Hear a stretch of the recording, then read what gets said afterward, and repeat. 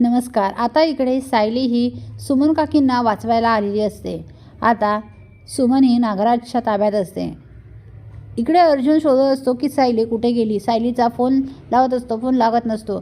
शेवटी अर्जुन हा पोलिसांकडे जातो आणि सायली मिसिंग असल्याची कंप्लेंट देतो. आता तिचा नंबर ट्रेस करा असं पोलिसांना सांगतो. आता पोलीससुद्धा सायलीचा नंबर ट्रेस करायला सुरू करतात. आता सायलीच्या नंबरचं लोकेशन सापडतं आणि ते लगेच अर्जुनला सांगतात. आता अर्जुन म्हणतो, लगेच चला साहेब, सायली धोक्यात आहे, सायलीवर काहीतरी संकट आलं आहे. तेव्हा लगेच पोलीस आणि अर्जुन लगेच यायला निघतात.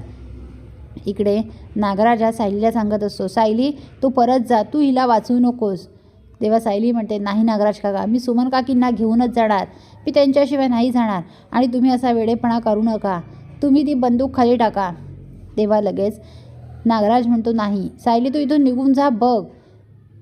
सायली काही ऐकायला तयार नसते. सायली ही पुढे पुढे येत असते आणि मैपत हे सगळं बघत असतो. मैपत म्हणतो, यांच्या भांडणातून माझा लाभ झाला पाहिजे, मी इथून पळून जातो. आणि मैपत इथून पळून जायचा प्रयत्न करतो, पण नागराजची ती 2 माणसं असतात ती परत मैपतला अडवतात. इकडे सुमन खूप घाबरलेली असते. सुमन सायलीला सांगते, सायली तू जा, सायली तू जा, तू जिवंत राहणं खूप महत्त्वाचं आहेस, माझं काय, मी तुला सगळं सांगितलं आहे, तू जा. तेव्हा लगेच नागराज परत सुमनच्या एक थोबाडीत वाजवतो आणि म्हणतो, तू तिला सांगितलंस काय सगळं, तू इथे तिला बोलवलंस, आत्ता तर तू जिवंत राहणारच नाही सुमन.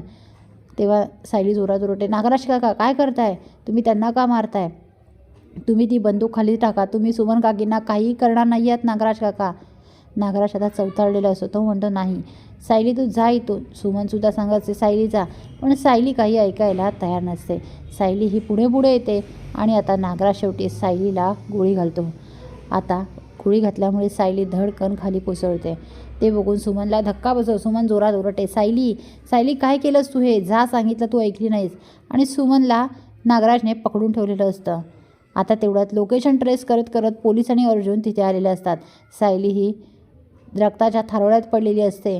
आता अर्जुन पोलीस तिथे येतात आणि अर्जुन बघतो तर काय, सायलीला रक्तबंबाळ सायलीला बघून अर्जुन तर हंबरडा फोडतो की काय झालं हे, काय झालं हे, कसं झालं.